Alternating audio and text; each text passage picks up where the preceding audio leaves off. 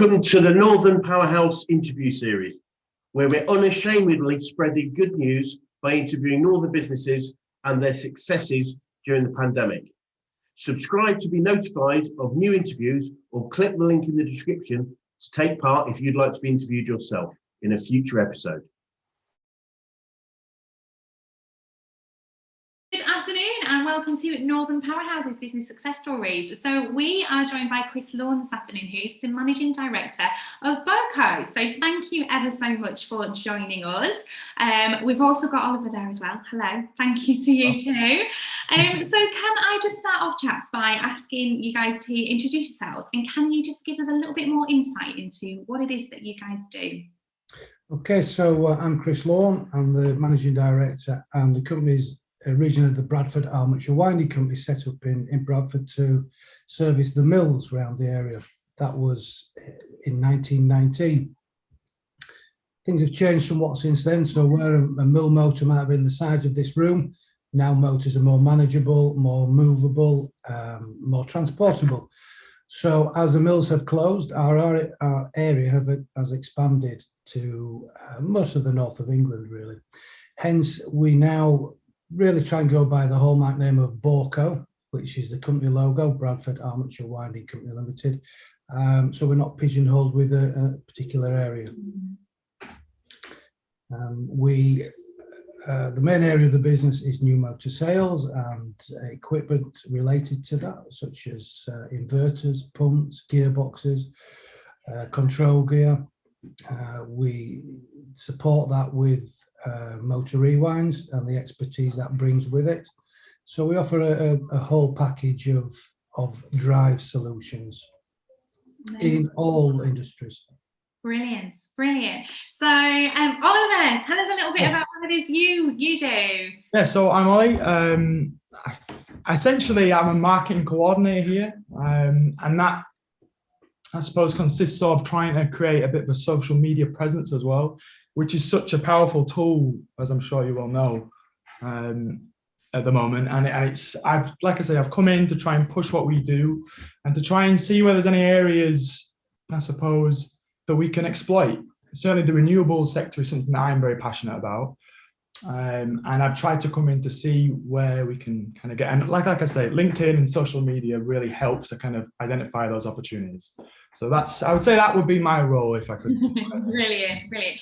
So in light of the challenges that we have faced over the last year, how have things been for you guys?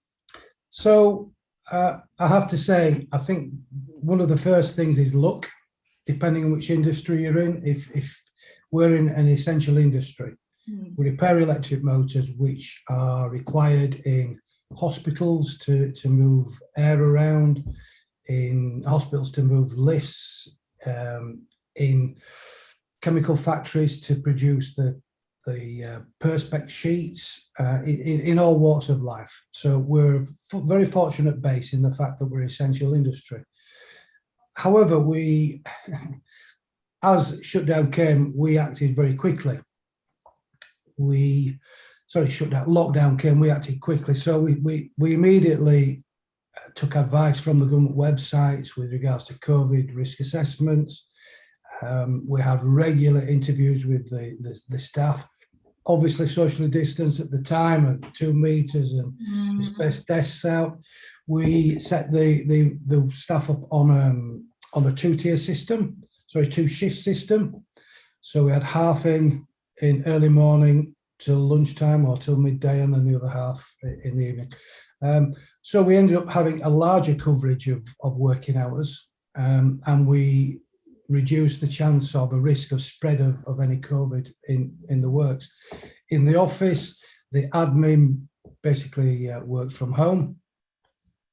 We furloughed only one member of staff, and that was really by choice, in the fact that our sales director, who was out on the road, came into the works full time. I came to the office full time.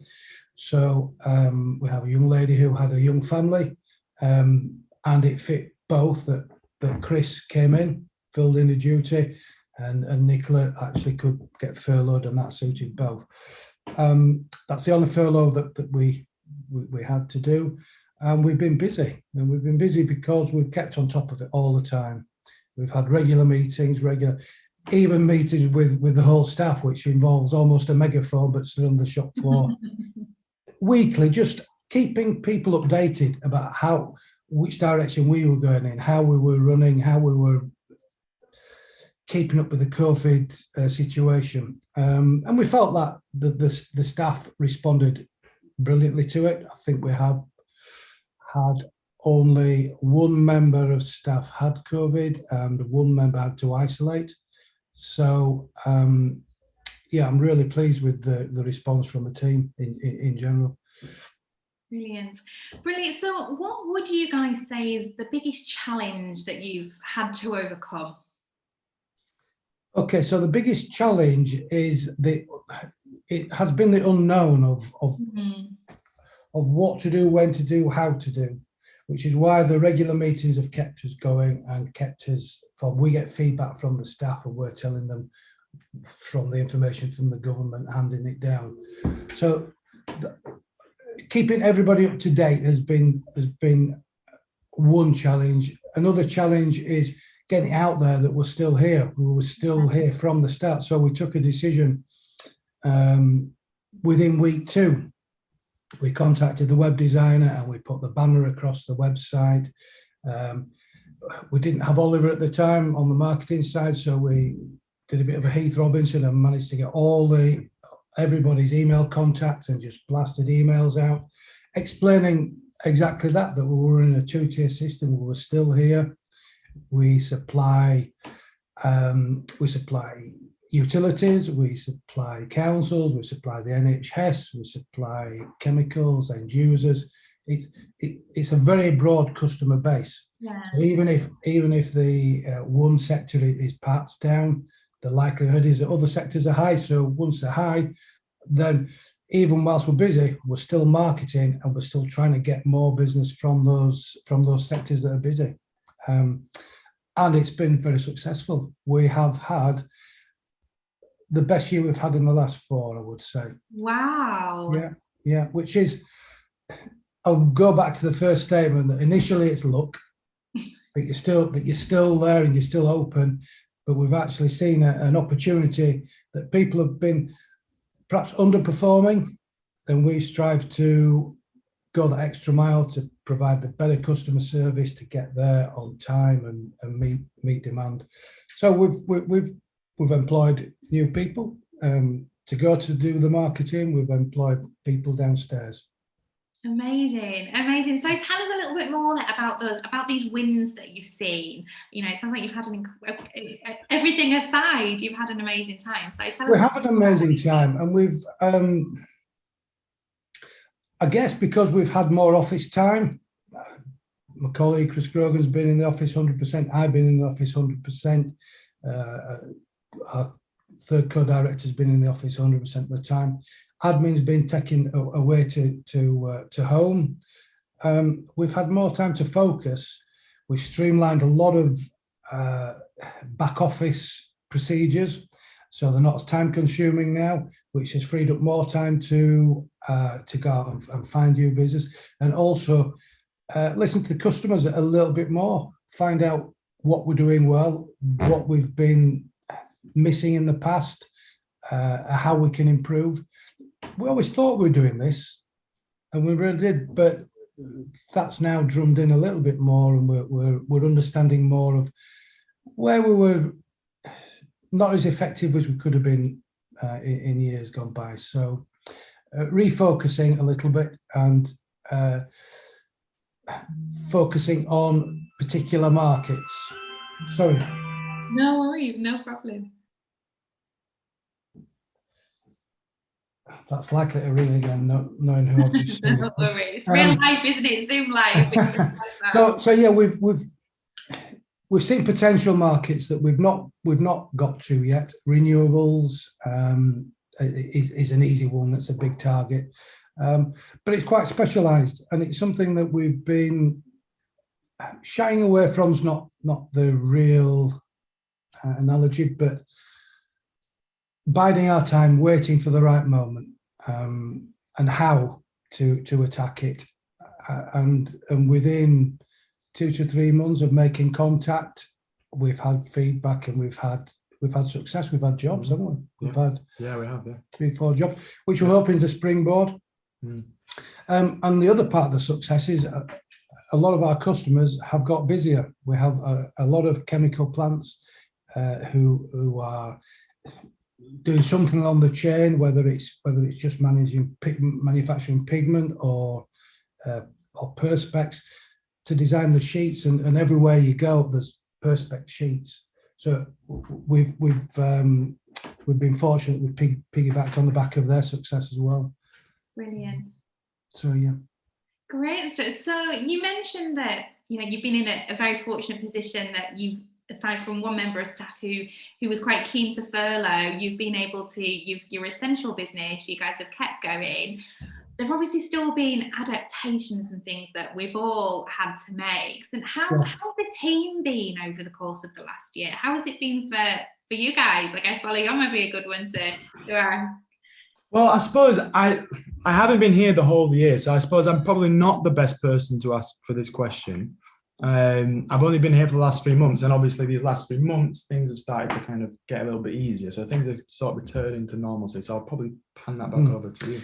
Okay, so as I briefly pointed out earlier, the earlier issues were understanding COVID, understanding the social distancing, and understanding simple things. For example, delivery notes. We use our own transport to deliver. It had to change so that we'd signed our own delivery notes. So where we would send something to you, Vicky, and you'd sign it, Vicky, date it and send it back. So we've got proof of delivery. That's had to change. So we signed. There's no transfer of pens, for example. There's no transfer of. We just offer them the sheet of paper. They take it. We keep ours. We get the name, and the driver signs it and brings it back. In the works. It's difficult to explain to people that they shouldn't be facing each other and talking, and if they are, they should be 2 meters apart. That's come down to 1.5 meters. I think it's come down to 1 meter now. I think so. It's certainly getting that way. Yeah. But it's managing that and trying to get the guys to manage it themselves rather than big brothers watching you. It's we're all in it together. But we found that the regular meetings and the regular talks on it, you may call it toolbox talks, for that. Yeah, COVID risk assessments. We had an inspection from the I was going to say HMRC, the health exec, and went through the COVID risk assessment that we did in month one and updated, and we only got good comments on it. So we took it seriously, and we took it from the start seriously, and we've updated it and we've kept abreast of it. So we're, yeah, I forgot what the question was. Don't worry, don't Waffling. worry. What was the question? You're not involved. It's all good stuff. It's all good stuff. So, of the adaptations that you guys have had to make, within the team and within the business, are there any that you think have been for the better and that you'll keep hold of as we move forward? Yes, there are. We will be a lot more flexible with staff from now. I mentioned we furloughed one member of the team in the first lockdown. As it turned out, that member of the team, come the second lockdown, decided that being at home wasn't for her. The member of the team that was in the office, whose husband was shielding, so ended up having to go home. She preferred to be out of the office, so it switched, and it worked. And now, whilst I personally had doubts about working from home and people working from home, and were they going to be working to the full potential from home when they're not in the office, I would say I'm happy with that now, and we can continue with being more flexible. The guys on the shop floor, unfortunately, that's not an option for them because it's a hands-on job. So that really wasn't there. I think that's probably that's the major thing is me accepting that we're happy for people to work from home and they do the job and satisfactorily and well, and then we can move on. So that bodes well for the future, that we'll have more flexibility. Definitely. It's such a running theme from just about everybody that I speak to, Chris. They say the same thing, and that they might have been going into it with trepidation, but I think we've all demonstrated that, you know, we can work from pretty much anywhere in a lot of roles now, and that flexible working, I think, is something that's going to stick around. Well, I do. Yeah, I think it is, and I think some city centre office blocks and people will be just a bit concerned about their income at the end of it. I think that's going to be the main change for the population coming out of COVID in 6 months' time. That there will be a lot more people working from home. Absolutely, absolutely. So everything that you guys have kind of experienced and learned over the course of the last year, if you could go back to last March, knowing what you know now, what would you have done differently? Oh, wow. I think not too much. I think we'd have been, we were a little bit apprehensive. No, we were a lot apprehensive and unsure of the future. And with a crystal ball, it would have been a little bit easier, and initially tensions were quite high because we didn't know what really was happening. The guys didn't know what was happening. We didn't know what was happening with them at a weekend, where they were going, who they were seeing, what they were doing, were they doing what they were supposed to be doing, and then not bringing things into work. As it turns out, yes, they were, because nothing came into our work. But you hear horror stories of people coming to work and the whole workplace shuts down. We didn't get that, so I think a lot of trust has built up between me and the management and the workforce. So the relationship's probably improved, I would say. So would we do anything differently? Not too much, just maybe respect the feedback a little bit more from the start. Brilliant. So as the managing director, you know, as the leader of the company, what do you think you've learned the most about yourself as a business leader over the last year? Inadequate, I would say. What have I learned about myself? Okay, that's a difficult question. It is a difficult question, but it's a fair question, because when you're put on the spot and you're making decisions like that, it is listening to people more. It's listening to staff more, and rather than just, I would say, listening and parking, listening and acting, and being a little bit more compassionate. Also, communication is key. Absolutely. Communication is key, not only to between us and customers. Communication is key within a small workforce. There are only 20 of us, but it still is key. And that's where we've found the regular meetings have worked. So people are suspicious of our decisions because it's weekly, it's ongoing. There's no change in direction. There's no thing, and if there is a change of direction, it's validated immediately, and it's informed, and it's not questioning the reason why. So, yeah, I think we'll continue with good communication and listening to the staff. With regards to the business, the company side of it, the commercial side, sorry, similar. As I mentioned earlier, it's about listening to what the customers want rather than us deciding what they want. Yeah.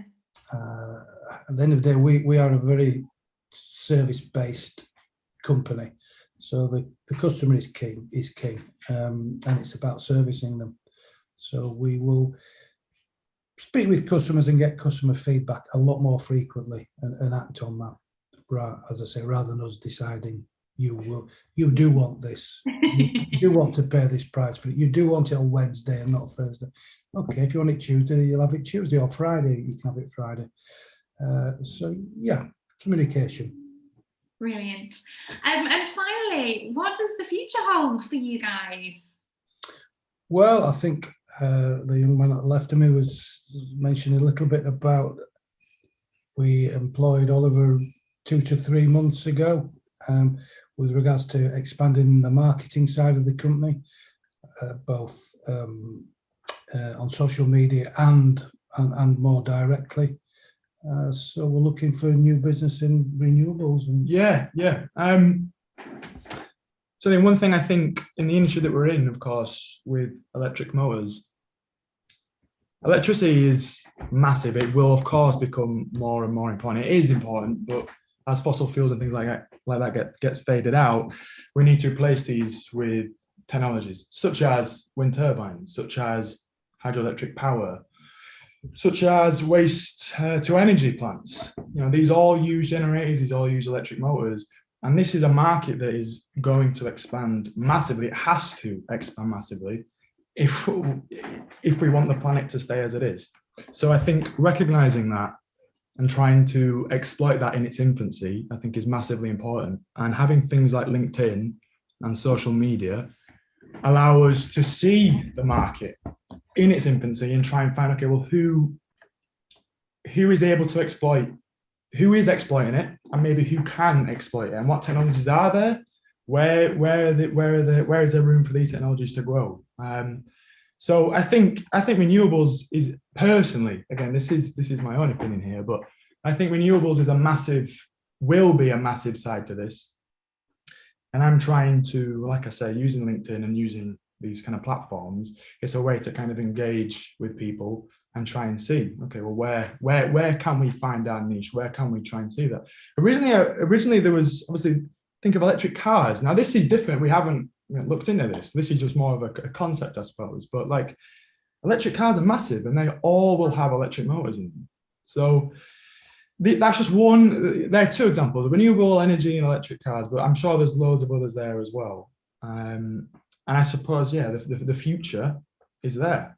And luckily, the company that we're in and what we do, we're right at the heart of that. So if we can exploit that and we can take it further. And we're constantly evolving. We are constantly evolving. We are constantly looking for new markets. As I said, originally the motors that we used to repair were as big as this room. We've come down and we've expanded geographically. We've also diversified in the customer base. So yeah, that is the future for us, is to keep that diversification, keep going for new markets, and keep reinventing ourselves to strengthen the company and future proof. Yeah. Amazing. That sounds very exciting indeed. Well, chaps, thank you so much for giving up some of your time this afternoon to chat with us and share your experiences and your learning and everything you've overcome and powered through and managed to strive over the last year. We really, really do appreciate your time. So thank you ever so much. All right, thank you. Thank you ever so much. Speak to you soon. Bye. Thanks for watching. What was your takeaway from today's interview? Please post it in the comments below and subscribe for all our upcoming videos, or click for the next video here.